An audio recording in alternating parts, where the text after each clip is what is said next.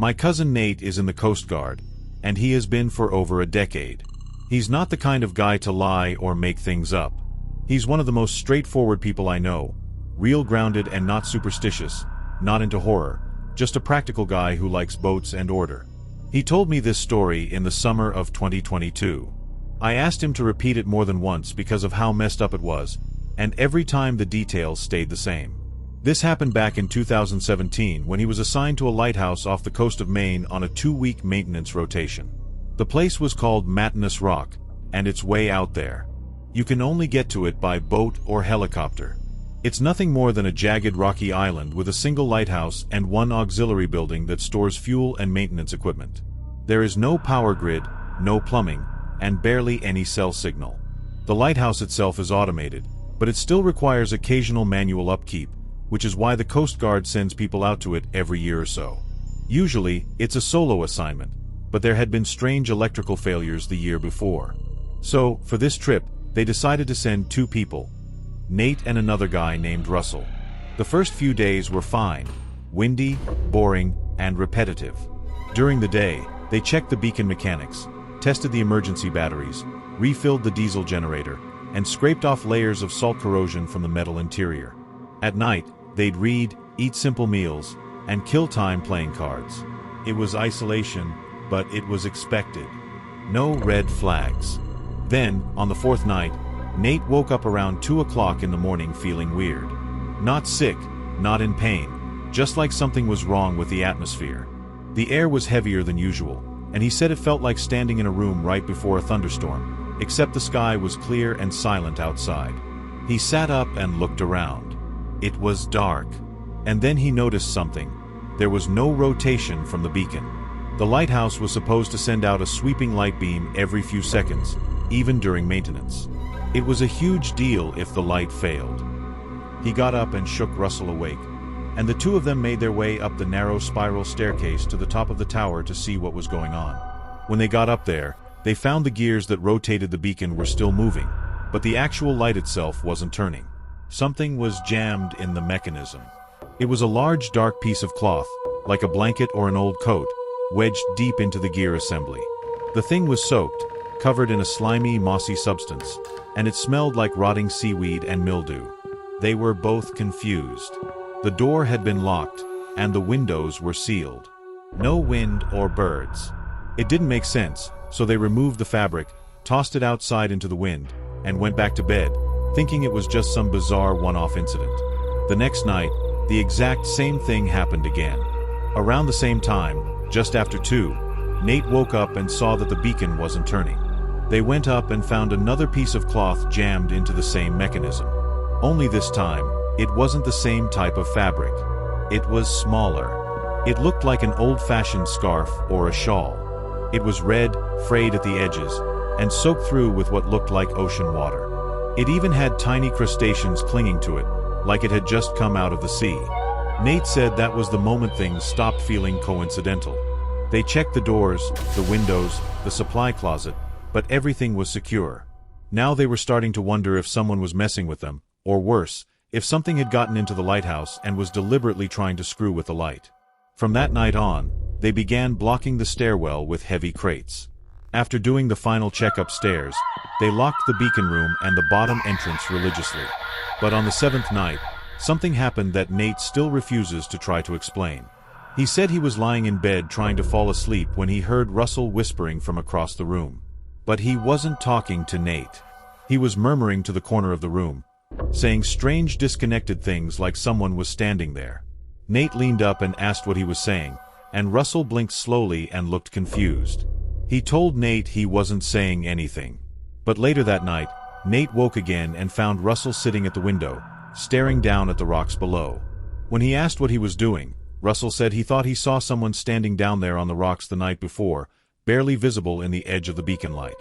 He said it looked like someone was watching them and then disappeared when the light rotated back. After that, things started spiraling. Russell got weirder every day. He stopped sleeping, stopped talking much, and just stared out the window for hours.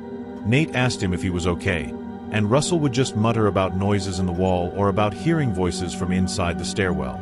On the 9th night, They both heard footsteps on the stairs. Not the usual creaking from the wind, but real slow, deliberate footsteps, one after the other, coming down from the beacon room above. Nate looked over and saw Russell standing at the bottom of the stairs, frozen and staring up. He asked him if he'd gone up there, and Russell just looked at him and said no. Then he asked if Nate had. Neither of them had moved. They stood there listening, but the footsteps stopped. The silence that followed was even worse. That night, they shoved a dresser in front of the bedroom door and slept with knives under their pillows. On the 11th night, they were woken up again by the beacon failing. This time, when they reached the top of the lighthouse, the beacon room door was wide open. Not just unlocked, not just cracked open, completely swung open like someone had kicked it in. The wind was howling through, and when they got inside, the beacon wasn't just stopped. It had been deliberately tampered with. The bulb was unscrewed and placed upright in the middle of the room. That thing is industrial grade. You can't just twist it off by hand without effort. Nate stared at it, terrified, while Russell just kept muttering that someone had done it. Then Nate felt something brush against his back. Something cold. He spun around, but no one was there. Russell had gone pale. He just kept pointing at the wall, whispering that he saw a hand come out of the bricks. They ran back down the stairs and locked themselves in the bedroom. Nate didn't sleep at all. Russell started rocking back and forth in the corner, whispering to someone who wasn't there. The next morning, Nate used the emergency sat phone and called for an early pickup, saying there had been a serious mechanical failure. The boat showed up that afternoon, but here's the creepiest part. When they arrived, the crew asked them about the distress call they had made at 2:12 a.m. that morning, but Nate had never made any call. He didn't touch the phone until daylight. The deckhand said they'd received a garbled call that came through with static and a voice saying something about someone being there with them. Then it cut out. Russell didn't speak the entire ride back. He quit the Coast Guard a few months later and never told anyone what really happened out there. Nate still does maintenance duty sometimes, but he says he'll never ever go back to Matinous Rock. This happened during COVID lockdowns. It was around the point where everyone was really getting sick of it and going stir-crazy cooped up in their houses with nothing to do. I was single at the time and was swiping on Tinder and just DMing people while watching movies and shows because really, what else was there to do on a weeknight during lockdown? I struck up a conversation with some girl I'd been following on Instagram for years. Her name was Sophia. She goes by Soph. We live in Suffolk County, Long Island, New York, about 20 minutes to half an hour from the Hamptons and like an hour from Montauk. We were bored one night and agreed to hang out. She lives like 5 minutes from me, conveniently. So, I picked her up. We went for a drive to a nearby park that was closed, and we just drank White Claws there. I immediately got the vibe. She was a little rebellious, but in a cool way. She was down to hop fences and trespass and do things like that. There was a mutual connection very quickly, and within less than an hour, she came up with the idea of driving out to Montauk and walking the cliff walk around the lighthouse. Technically, the lighthouse grounds were closed past sunset. I think they may have been closed in general during lockdown, not 100% sure on that. But right away, I said I was down.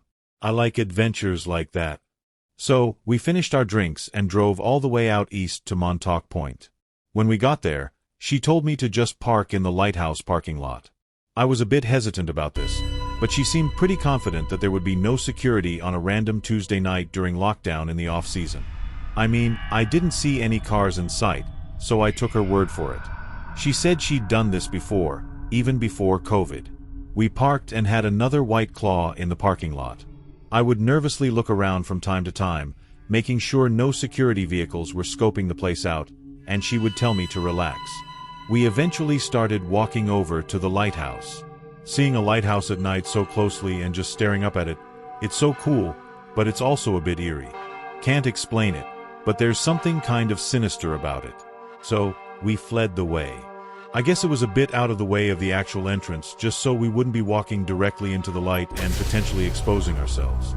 This was my first time ever at the Montauk Lighthouse. She led us straight to the cliffside behind the lighthouse that had a bunch of rocks forming a trail of sorts called the Cliff Walk. We were navigating solely with our flashlights. Maybe there were supposed to be lights on down there, but that night mostly everything was off, besides a few lights by the front entrance and of course the lighthouse light itself. As we started making our way around the cliff walk, being mindful of our steps, eventually Soph, who was walking behind me now, said my name. I turned to her, and she was pointing her light behind her, exposing someone behind us, also on the rocks. With both of us shining our lights over, it was easier to make him out. He was wearing a coat with a hood over his head. He looked like a black guy, but we couldn't tell how old or anything else about him. I called over, asking if he worked here, and he didn't answer, but he also wasn't moving either. I followed it up with, "We're going to leave, sorry." I was mostly nervous that it was a security worker or something and that we were going to get in trouble, but then the guy said something to us. He said, "Y'all want to buy some coke?" Finding out he wasn't a security guard, but simply a random guy, was not a relief at all. If anything, it was more nerve-wracking because why the hell was this creepy guy following us? Why was he even here? I said, "No, man. We're good," and motioned for Soph to keep moving. I let her go in front of me, and we pressed forward. As we walked along, the guy started moving too. He didn't follow up with anything like, "You sure?" He remained silent, but he seemed to move at the same pace as us. So far, I would glance back with our lights every so often, and he'd be the same distance away. It was the strangest, most uncomfortable thing. It made the rest of the experience tense as could be. We made it to the end of the cliff walk and hurried through the grass back to the car. That guy from before was still following, basically matching our speed. We heard him call something over to us. It sounded like, "Where are you going?" This guy was obviously looking for trouble. I didn't want to instigate anything, so I didn't respond, and I told Soph not to as well. We walked side by side quickly to the car, and that's when we noticed two more guys walking over from behind us as well. I didn't want to run because that would definitely lead to them chasing us, but one of the other guys called something over to us as well. I didn't hear what it was. We got to the car and hurried inside, and Soph and I screamed when we both realized the three guys were right on top of the car now. I locked the car immediately. I swear only seconds before two of them tried opening different doors. I put the car in reverse, basically the only direction where I wouldn't be hitting any of them with the car. They kicked and hit my car as I reversed out, but they didn't bother chasing us once we were in motion. On the ride back, I know that both of our hearts were racing, and after the adrenaline wore off, we were both quiet. We called it a night after I dropped her off. We ended up hanging out many times after that, and we're still in touch today. But honestly, that night still unsettles me. It was too close for comfort to something bad happening. My friends think it was a gang. Crips, maybe. Whatever it was, I have no interest in going back out there at night. Music. My name is Gregory. This is a story my old friend Ian has told me many times that happened to him many moons ago. I asked him to give me a detailed version in writing recently, and he gave me permission to share it online because I always found it so unsettling. Ian was one of those guys. You only had to meet him once to know he was the real deal. In his 50s, solid build, weathered skin from decades working in salt air. He worked in marine salvage and coastal infrastructure. Basically, when something broke near the water, Ian was one of the people you'd call to go fix it. But he wasn't just a contractor. He'd been a diver, a ship technician, and even spent time doing remote inspections for the government.